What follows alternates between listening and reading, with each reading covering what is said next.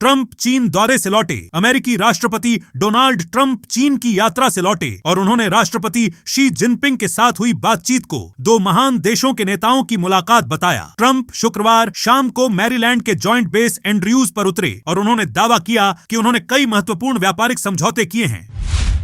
BRICS सम्मेलन में UAE ने ईरान के आरोपों को खारिज किया। संयुक्त अरब अमीरात के विदेश मंत्रालय ने शुक्रवार को ईरान द्वारा लगाए गए आरोपों का खंडन किया और संयुक्त अरब अमीरात को निशाना बनाकर किए गए ईरानी आतंकवादी हमलों को उचित ठहराने के ईरान के प्रयासों को खारिज कर दिया। मंत्रालय ने ईरान की कार्रवाई को संयुक्त राष्ट्र चार्टर, अंतर्राष्ट्रीय कानून और अच्छे पड़ोसी संबंधों के सिद्धांतों का घोर उल्लंघन बताया।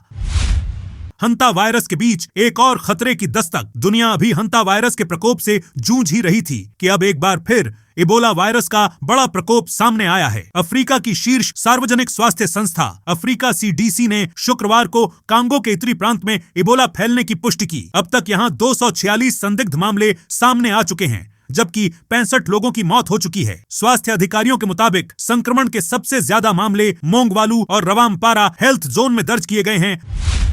गाजा में इजरायल का बड़ा वार। गाजा में जारी संघर्ष के बीच इजरायल ने एक बड़ा दावा करते हुए हमास के शीर्ष सैन्य commander is all Deen Al Haddad को निशाना बनाने की बात कही है। गाजा सिटी के रिमाल इलाके में शुक्रवार को हुए इस एयर स्ट्राइक ने इलाके में भारी तबाही मचा दी, जहां एक रिहायशी इमारत पर बमबारी की गई। इजरायल के प्रधानमंत्री बेंजामिन नेतन्याहू और रक्षा मंत्री इजरायल काट्ज ने बयान जारी कर पुष्टि की कि उन्होंने इस हमले का आदेश दिया था। उन्होंने अल हद्दाद को हमास के सैन्य विंग का प्रमुख और 7 अक्टूबर 2023 के हमलों का मुख्य साजिशकर्ता बताया।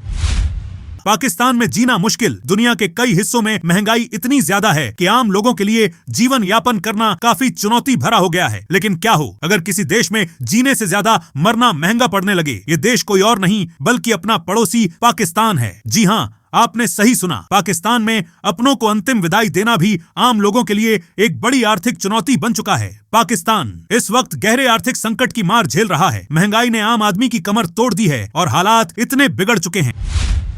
चीन पर ट्रंप के नरम होते रुख साल 2026 की बात है। डोनाल्ड ट्रंप इंडियाना में एक चुनावी रैली के दौरान जब मंच पर पहुंचे तो उन्होंने एक बात बहुत साफ लफ्जों में कही। चीन अमेरिका का मुख्य आर्थिक प्रतिद्वंद्वी है। फोर्ट वेन में उन्होंने भीड़ से कहा, हम चीन को अपने देश का बलात्कार करते रहने की इजाजत नहीं दे सकते। हमारे पास भी कार्ड हैं, इसे मत भूलो। ट्रंप की चीन विरोधी बयानबाजी में कोई कमी नहीं आई। यह एक दशक तक उनकी रैलियों, 2024 के चुनावी अभियान और दूसरे कार्यकाल तक लगातार जारी रही। जिनपिंग की धमकी का असर। चीन के राष्ट्रपति शी जिनपिंग से मुलाकात के बाद अमेरिकी राष्ट्रपति डोनाल्ड ट्रंप के सुर ताइवान पर बदले नजर आ रहे हैं। अब डोनाल्ड ट्रंप ने ताइवान को चीन से औपचारिक रूप से आजादी घोषित करने को लेकर चेतावनी दी है। ट्रंप ने कहा कि हम नहीं चाहते कि कोई खुद को आजाद घोषित करे क्योंकि अमेरिका उसका समर्थन कर रहा है। ट्रंप की यह टिप्पणी चीन की उस धमकी के बाद आई है जिसमें शी ने ताइवान को अमेरिका और चीन के संबंधों में अहम बताया था।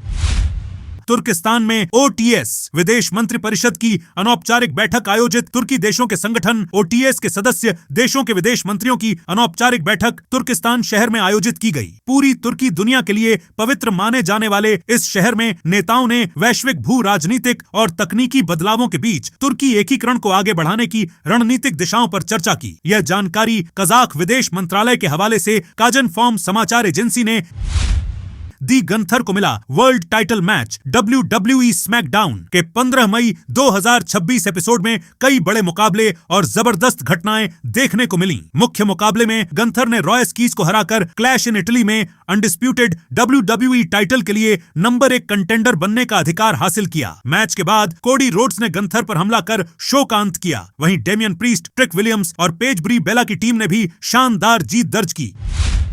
G2 का एक नया युग। G2 शब्द प्रस्तावित अमेरिका चीन साझेदारी का प्रतीक है जिसका मूल उद्देश्य वैश्विक आर्थिक एकीकरण को बढ़ावा देना था। हालांकि हाल के शिखर सम्मेलनों से संकेत मिलता है कि यह सहयोग स्वार्थपूर्ण व्यवस्था की ओर अग्रसर हो गया है जिससे अन्य देशों को बाहर रखा जा सकता है और वैश्विक व्यवस्था के पारंपरिक ढांचे में बदलाव आ सकता है।